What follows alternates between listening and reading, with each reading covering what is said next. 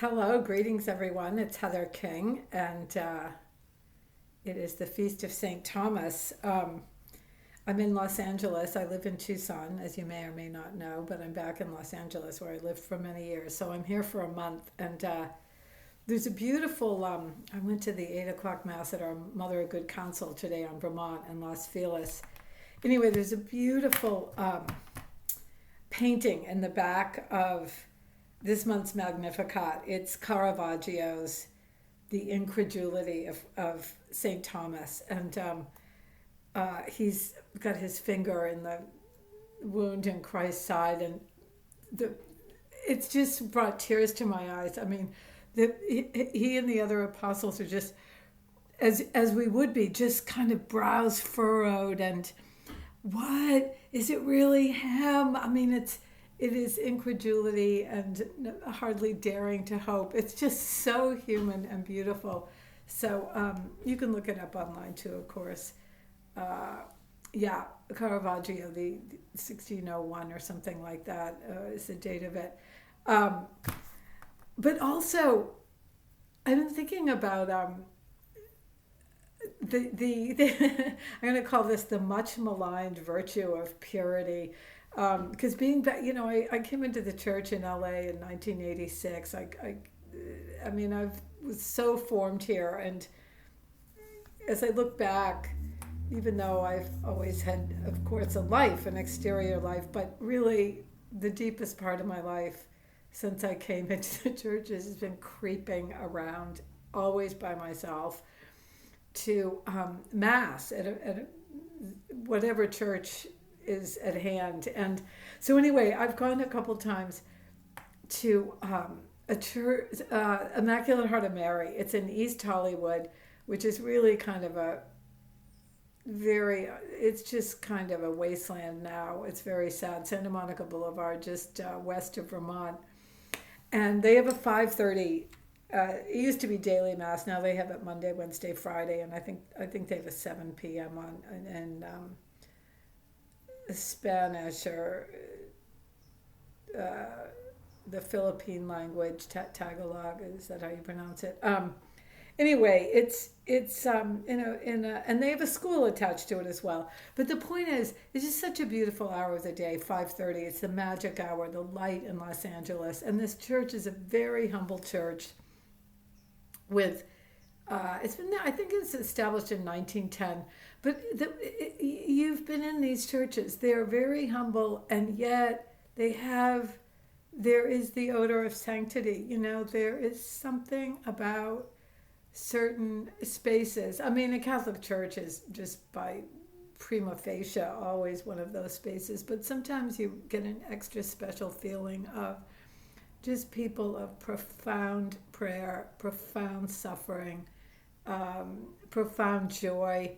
And so the church is actually open all day, which is unusual anywhere now, and especially in a neighborhood like that. So that's beautiful. And I went to Mass there the other night, and, after Mass, just spontaneously, and of course it's mostly women, as always, at daily Mass. And they must do this after every Mass, but just they start, with the Salve Regina, just singing it together. And then I think they said the Hail Holy Queen and the Guardian Angel, which I don't know that prayer. I got to memorize it. It's very short. My guardian angel, my da-da-da dear, I commit my life, or however that goes. But I just thought, and it's also because it's LA, it's such a great melting pot. It's just everybody from everywhere. And I just thought, out in the world, half the world is just clamoring, the world of women, bless them, to for the right to kill the child in the womb. Like, this is the right that so many people feel most threatened by having it taken away. And it just makes my heart bleed that really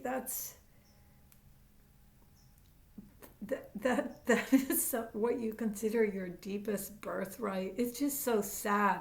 So anyway, that's the world, and then his kingdom is not of this world. And then here's another group of women who instinctively know, Hail Mary, you know.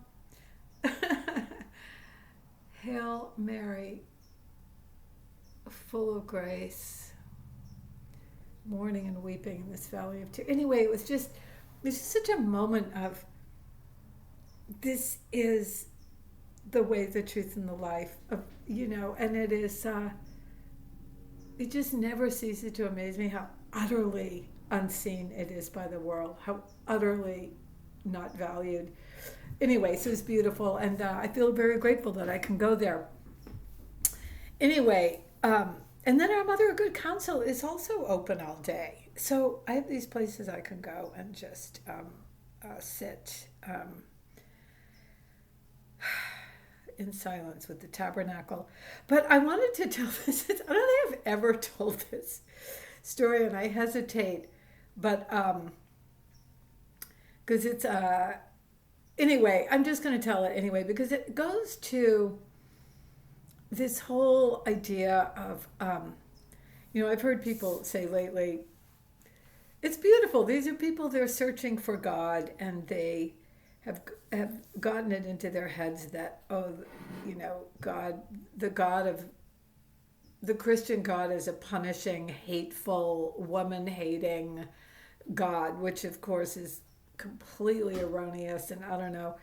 But anyway, that's what they think, and therefore, they've developed this other God who just adores them. God just adores me. God has a picture of me on his refrigerator. And it's so sweet. And no one would want to disabuse you of that notion, because in one way, of course, it's true. We are loved completely, unconditionally, and at the same time, we are called to transform our lives, to offer up our lives, because we're loved so much. We couldn't possibly take up the cross that's required to be transformed, unless we knew that we were loved, because it is a valley of tears in one sense. Anyway, but I was thinking how the people, and it's very hard to tell people the truth. Jesus did all the time. Of course, they killed him.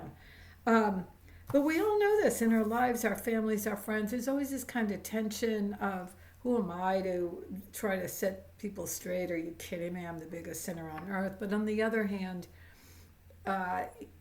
not wanting to be co-opted into just grotesque sort of error and sometimes nonsense. But anyway, the people, there's this one priest, he's actually a Monsignor, and I could look up his name, I can't even remember it, and I wouldn't mention it even if I did know it, but he really sort of saved my life in a way. And so this is what happened. I went to confession, this was many years ago now. I went to confession on a Saturday afternoon, and I confessed, as I did, it's kind of often, or if not sort of every time I went to confession, which wasn't all that for, I'd probably go once every month or 2 months or something. But anyway, let's just say impurity, some kind of impure act. You can, and I'd always confessed it before, and the priest never batted an eye, and it was horrible. It's hideous to confess, of course. It's just embarrassing and shameful. But they'd always just kind of give me my penance and absolve. Okay, so this guy said, very calmly, very matter-of-factly, that is a mortal sin. And I was really taken aback, and I said, it is? And I realized, I always thought, and this is no excuse at all, because this is incumbent on each of us. Let's get straight and let's be honest. And if there's any doubt, look it up, right? So, But for some reason, I've been surrounded by these priests who were kind of like, I remember one in particular, and he said, I remember him saying, oh, after Vatican II, it was great because no one said it out loud, but everyone sort of looked at each other and breathed a sigh of relief and said, this is no longer a mortal sin. And so I, instead of doing my own research, again, no excuse for me at all, but that's what I thought. So this priest said it's a mortal sin really took me aback, and then he went on. He didn't make a huge deal out of it. He said that's a mortal sin, and he said, have you taken communion since? And I said, yes, I have. And he said, that's a mortal sin too. And then he absolved me. He gave me just a kind of regular penance. I can't remember what it was, 3 Hail Marys and an Our Father or something. But I was shaken. And then the way I remember it, Mass was right after. And in his homily, he said, and I couldn't help but think this was somehow directed to me. It may or may not have been. But he said, if you die with a mortal sin in your soul, basically you're damned. You are condemned. And I thought, oh, come on. Every one slip up and every good thing that you've ever done is wiped out. And I just thought, oh wow, I don't know, is the guy's a little fanatic or something. But then afterward, I really took it under advisement, all of it, because it's so seldom that you hear. First of all, it's so seldom that a priest actually says anything in the confessional that is, in my experience anyway, that is really sort of individually, that sort of calls you on your BS, and or even addresses it sort of in an individual way. But yeah, taken together, I think I stayed after Mass and really just sat in silence. And what came up, first of all, I thought, well, who knows? I mean, the thing is, all other things being equal, you really don't want to die with a mortal sin in your soul, whether it condemns you to hell or not. Like, you just don't. That's not the way you want to enter eternity. It's not the way you want to present yourself when you're giving an account of your life. And so it was really useful. But and as much or more to the point, I'm sitting there in silence in the church that's now empty, and what comes up is, and I'm just, my head's kind of churning, my heart's churning, and what I hear is, do you love me, Heather? Not you're going to hell, but do you love me, Heather? And it really, I was like, yes, Lord, I love you. And what I understood without being able to, I just understood, are you serious about this thing or not? Are you serious about your faith? Are you serious about Christ? Have you given your life over? Are you willing to give your life, or not? Because otherwise, it's fine. You're still loved. Yes, God will still adore me, but it's like a one-way. What am I giving back? I mean, it's not even a relationship. It's like an infantile kind of. Yeah, I just thought I'm meant for more than that, and I want more than that. And I'm telling you, from that day to this, and it was probably a good 10 or 12 years ago, like, I've not had to confess that sin again. And I made some kind of, it was one of those, so I crossed some kind of Rubicon, or I made some kind of decision or some kind of commitment. So this is and these are the kind of priests that so many people, oh, he's so rigid, oh, he's like pre-Vatican II, oh, hates women, oh, thinks sex is bad. And I'm like, no, that is love, man. That is love, what that priest did for me. And I saw him several months later, I had ducked into that same church. It's actually Holy Trinity in Atwater Village. And I had ducked in to pray during the day. And he happened to be, it was like just, I don't know what, sweeping or something. He was in the church. And I just said, Father, you won't remember me, but you saved my life. You saved my spiritual life. Oh, he brushed it off, sort of. I mean, he was kind, but all in a day's work. And and I wanted to read. I mean, there's so much there, right? The value of confession. I mean, if you really, really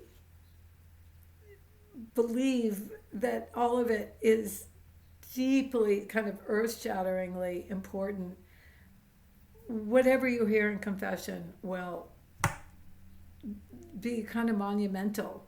I mean, I've had, the penance will be the three Our Fathers, and if you say them, if you undergo the whole thing with total sincerity, it just, all of it forms us, continues to form us. But I just wanted to, vis-a-vis purity, I'm going to write a post about this soon. But there was this guy, Léon Bloy, you may know him, 1846 to 1917, French. Novelist, poet, fervent Catholic convert, had a notoriously foul temper, categorically refused to get a day job, alienated many of his fellow literati, and burned with love for Christ. He wrote several books, but probably his best known is called Pilgrim of the Absolute, a collection of diary entries. And in it, this is one of my favorite quotes because it goes to someone. This is why we're pure. The church is not, it's not the moral law is not to scare us, it's to form us so that we can offer ourselves for others, for our suffering brothers and sisters all around the world. And so he writes, every man who begets a free act projects his personality into the infinite. If he gives a poor man a penny grudgingly, that penny pierces the poor man's hand, falls, pierces the earth, bores holes in suns, crosses the firmament, and compromises the universe. So our heart, our intention is everything. If he begets an impure act, he perhaps darkens thousands of hearts whom he does not know, who are mysteriously linked to him, and who need this man to be pure, as a traveler dying of thirst needs the gospel's draught of water. A charitable act, an impulse of real pity, sings for him the divine praises. From the time of Adam to the end of the ages, it cures the sick. This is when you refrain from the impure act. It cures the sick, consoles those in despair, calms storms, ransoms prisoners, converts the infidel, and protects mankind. So I just love that. That is why we never deny ourselves or resist temptation as part of some mummified moral code. It is always because the universe is counting on us, And so anyway, there you go. Go to confession and